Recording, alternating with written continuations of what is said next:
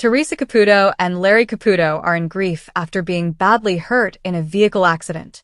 Theresa Caputo, a well-known TV personality from Long Island Medium, and her ex-husband Larry Caputo were in a terrible vehicle accident not too long ago. They were coming back from a family function when the disaster happened on Long Island, New York. A truck approaching from the other way hit their car, making it spin and turn. Both were sent to a nearby hospital right away in serious condition. Doctors haven't said anything for sure yet, but sources at the hospital say that Teresa's health is quite bad. In the ICU, she is on life support. Larry Caputo is also not doing well, but his health is stable. As word of this sad event spread, Teresa's family and fans were filled with sadness. Family members are heartbroken and are praying in the hospital hallways, saying, "Give us back Teresa." Fans are also expressing their prayers and good wishes over social media. Everyone is now praying for the same thing, that Teresa and Larry get better quickly and go back to their families. The antiseptic smell stayed in the air. Dim lights danced over the clean white walls of Long Island General Hospital, making shadows that seemed like the hearts of people waiting outside the ICU. The famous Long Island medium Theresa Caputo was in a profound, quiet sleep. Her body was damaged, and her spirit was stuck between two worlds. It had only been a day since the accident, but for her daughter Victoria, it felt like a lifetime. Teresa and her ex-husband Larry were having dinner together after a cousin's birthday party. They were laughing and talking about their family. Then there was a bright flash, a scream, and bent metal. The truck came out of nowhere and hit their SUV so hard that it rolled 3 times before hitting a tree. Teresa was now unconscious and connected to machines and tubes. Larry had woken up again, even though he was badly hurt. He continued asking the same thing again and over. "Is Teresa all right?" The doctors didn't look him in the eye. No one had the guts to express what everyone was afraid of, that Teresa might not wake up. But something odd was going on. Teresa wasn't just lying in the shadows at the back of her thoughts. She was in a place that was between life and death, between earth and the spirit world. She stood barefoot on warm grass, surrounded by a lovely mist, under a sky full with stars. It was quiet and tranquil. She knew it right away. She had read about this spot many times before. From the fog came individuals she knew, her dead parents, old friends, and people she had helped reconnect with through spirit sessions. They grinned at her and wrapped her in light and love. There was a woman named Grace standing at the edge of the clearing. Teresa had channeled her for a grieving mother years before. Grace murmured softly, "You're not supposed to be here yet, Teresa. You still have more work to do." Teresa murmured, "I don't get it. Am I gone?" Grace shook her head. "Not yet. But you're almost there. And there are voices telling you to come back." Teresa heard them through the curtain. Her daughter was weeping.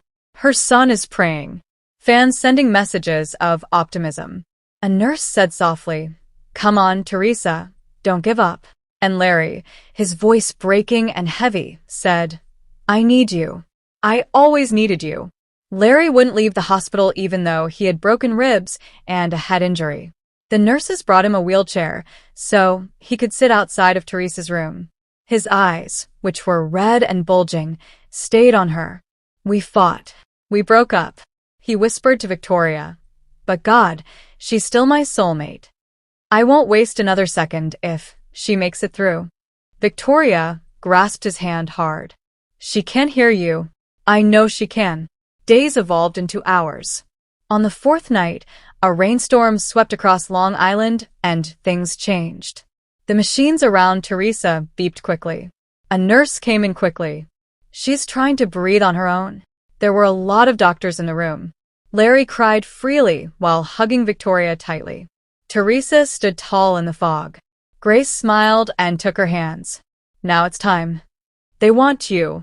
The mist evaporated with one last flare of brightness. Teresa gasped. Her eyes opened and shut. Slowly. Not very well. But, of course. Theresa Caputo spent weeks recovering and learning how to walk again. Her spirit was affected forever. She felt a stronger connection to the spiritual world after her near-death experience, something she couldn't quite articulate. Months later, she went back to the small stage where she read, this time with Larry at her side a lot of the time. He wasn't her spouse, but maybe something even deeper, a soulmate. She told an audience, I saw it. The veil. The calm. But I did come back. Because one of you still needs to hear from someone who has passed away. And I'm not done helping yet. One may swear they felt a breeze as the audience sat in utter quiet. A soft voice. The medium was back. And the ghosts were paying attention.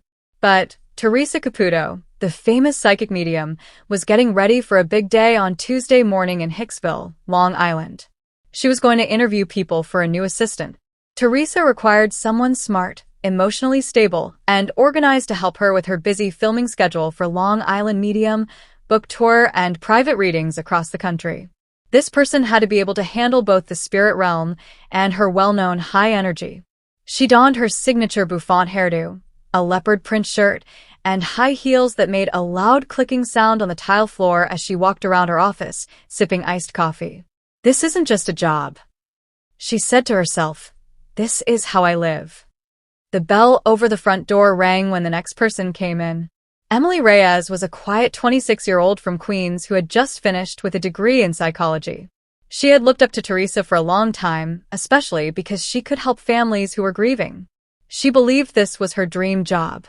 Teresa smiled broadly at Emily, but then got right to work. So, Emily, you think you can handle working for me? Teresa said, leaning in. You know this isn't a 9-to-5 job, right? Emily smiled, but she was nervous. Yes, Ms. Caputo. I've been watching your show since I was in high school. I know it's hard, but I genuinely want to do this work. Good, Teresa responded, folding her arms. Because the spirits don't wait for anyone. I get messages sometimes when I'm at Target or filling up my car. You'd have to be ready all the time. Emily nodded again, but her hands were shaking a little. Then, all of a sudden, Teresa's face altered. Her eyes got far away, something they often did when something from the other side was coming through. Wait, she murmured softly and held up her hand. Did your grandmother die not too long ago? She's coming through extremely well. Emily stopped moving. Yes. My grandma, Lydia. She died 6 months ago. Teresa kept going, but her voice got quieter. She is showing me a blue blanket. She says that when you were a kid, you used to sleep next to her. She says she's proud of you and that you shouldn't keep blaming yourself for not being there when she died. That made Emily's eyes well up with tears. Her lips shook, and she let out a little cry. I wreaked havoc, she said in a whisper. I didn't get to the hospital in time. She knows that, Teresa remarked softly. But she's telling me. Tell my Emmy I heard her sing to me on the phone. I passed away peacefully. Emily lost it entirely and put her hands over her face. She cried a lot. For a moment, the only sound in the interview was Emily's gentle crying. Teresa reached over and gave her a tissue. Hey, honey. I understand that this is hard, but this is what I do every day. If you want to be my assistant, you need to know how to keep it together when the world breaks apart. Emily took a long breath and wiped her eyes. I didn't see that coming. Is this just an interview? It was, Teresa said with a wink. But spirits don't care about resumes. Emily smiled, even though she was crying. I'm still very interested. Honestly, this only proved to me that I belong here. Teresa nodded, impressed. That's a good answer. You have a lot of heart. Grandma Lydia also feels you'll be great for the job. The next Monday, Emily started her new job. She learned quickly from making plans for spirit readings to getting iced lattes. But most importantly, she saw life and death in a whole new way. It wasn't easy to work with Theresa Caputo, but it was healing, chaotic, beautiful, and something I'll never forget. In a confession, Teresa would later remark to the camera, she cried during the interview, yet she was stronger than ever. That's all it takes. Spirit doesn't care if you're perfect. They just want you to listen. What about Emily? She never forgot the time her grandma came through, even though it was simply a typical job interview. But Teresa Caputo walked into the little community center on Long Island on a beautiful afternoon for one of her rare, low-key group readings. People from the area and a few people from out of town took their places in the room, not sure what to expect but praying for a miracle. Two strangers were there, Melanie Cruz, a school teacher from Queens, and Jason Whitmore, a retired Marine from upstate New York. They were on opposite sides of the room, and their lives were very different, but they were each carrying silent pain. 3 years ago, Melanie's younger sister April died in a terrible vehicle accident. She had never been able to shake the guilt. The night before April died, they had a fight about something stupid. Melanie could never take back what she said. Teresa's gaze fell on Melanie as she looked around the gathering. She turned her head and said, "I'm getting a girl.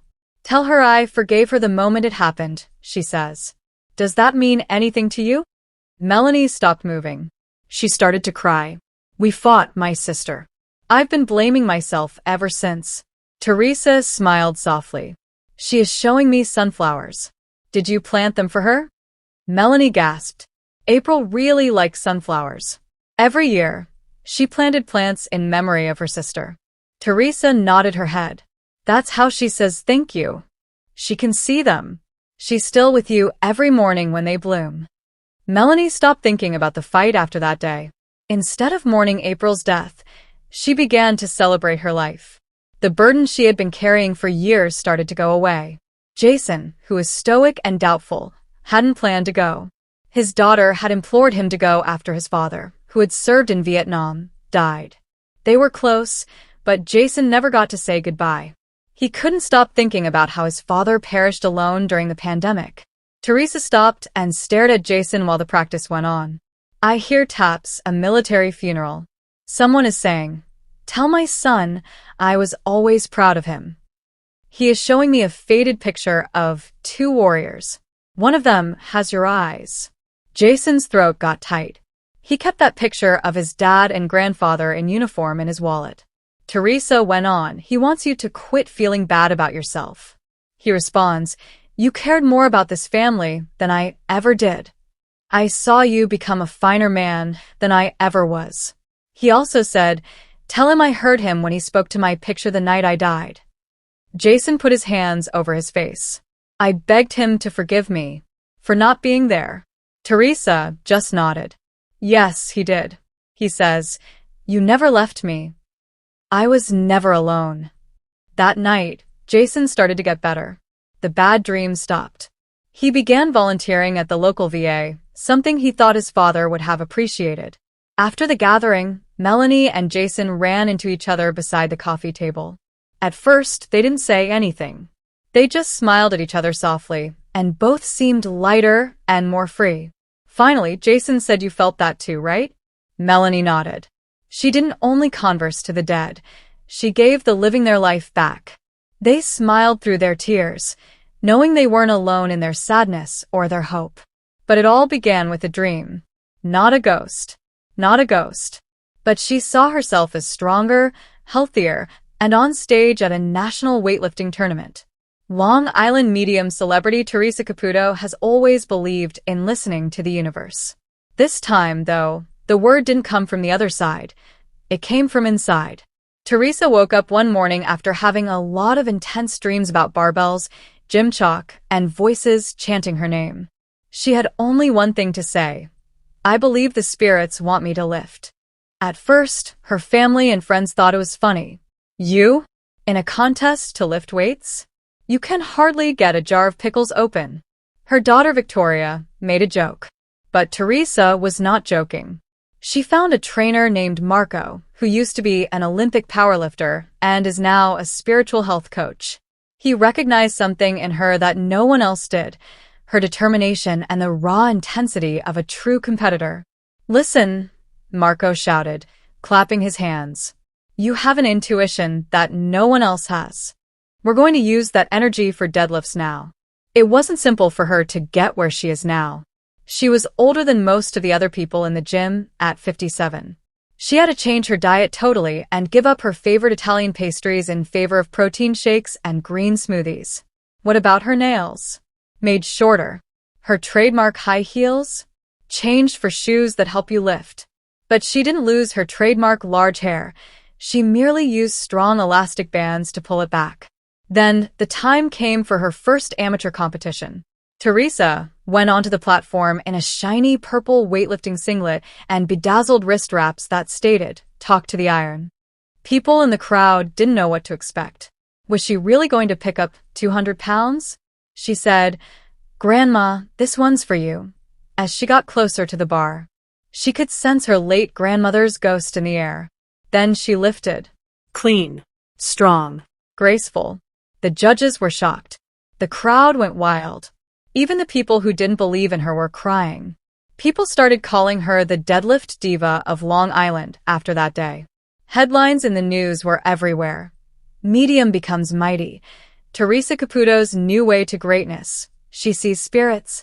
And now she sees gains. Caputo crushes it in the gym. From readings to reps, she went on to win a number of competitions in her age group, all while still reading spiritual books. Her sessions now included encouraging gym coaching, and she even started performing spirit-powered strength readings for other athletes. When asked in an interview if she was quitting TV, she laughed and responded, "I'm not quitting, sweetie. I'm changing my mind. The spirits told me I have more lives to touch. And if that means lifting a 250-pound barbell, then so be it." But Theresa Caputo stood peacefully in her Long Island kitchen, sipping chamomile tea as the sun came through the curtains. As usual, her famous blonde hair was done high, but today it was different. She had a journal in her hand. It was a leather-bound volume full of her thoughts, dreams, and a letter she had written to someone very important. Her younger self. I know you're worried right now. You're sitting on the floor of your bedroom and wondering why you feel things that no one else does. When someone talks about someone who has died, you see flashes of light, hear whispering in the silence, and experience chills. You think you're insane, but you aren't. You have a talent. You don't think anyone will believe you. And for a while, you're right, they won't. Not even your family, not all the way. You'll try to hide it, fit in, and be normal. You'll work in an office, raise a family, smile at barbecues, and act like you don't hear voices from the other side all the time. But here's the truth, sweetheart. The thing that hurts you the most will give you the most strength. There will be a time when your heart cracks wide open. It may seem like the end, but it's only the start. One day, you'll walk into a room full of people you don't know and let your talent flow instead of hiding it. More than once, breeders have told too. You will tell us about the red cardinal soft mother sends, or Revel's about it too. Afternoon of DS, the ancient watch he keeps in a drawer, QH? You will see the tears, the healing, and you will finally realize why you were given this gift. Also, I want to tell you something else. You'll get your own TV show. Yes, you heard me correctly. You, the girl from Long Island who never dreamed she'd be anything more than a mom, will be known all over the world as the Long Island Medium. People will stop you in the supermarket store. Some will give you a hug. Some people will cry. Some people won't believe you. That's okay. You will discover that you don't need everyone to understand you to be whole. As she read the letter again, Teresa grinned. The corners of her eyes crinkled, but not because she was unhappy. It was because she was wise. She thought about how insecure she was when she was younger. The jokes about her enormous hair. The stress she felt before her first reading. The fear of being judged. But largely, she remembered the tremendous sorrow she used to feel, the weight of a gift she didn't know how to embrace yet. She laughed softly. She remarked to the empty room. If only she knew. And maybe she did know, deep inside. That scared little girl might have always thought she was intended for more than just being quiet and scared. She put down the journal and moved to the mirror. She winked at her reflection after fluffing her hair and putting on a new coat of lipstick. You've come a long way, baby. She put the journal back in her desk. She still had letters to write to her past. But for now, she had a reading to get to. A woman from Michigan had flown in to hear from her daughter, who had died too young. Teresa picked up her heels, took a big breath, and said to the air, "Let's do this." She realized now more than ever that the past doesn't follow you around. It leads you. And if she could go back in time and tell her younger self just one thing, this would be it. Your hair will always be big. Your heart will always be bigger. And one day, the world will realize what you've always known. You were meant to connect the living and the dead. Hey there, lovely viewers. Welcome to my channel. I'm Mina, and I hope you're having a great day. Don't forget to subscribe to the channel if you appreciate the video.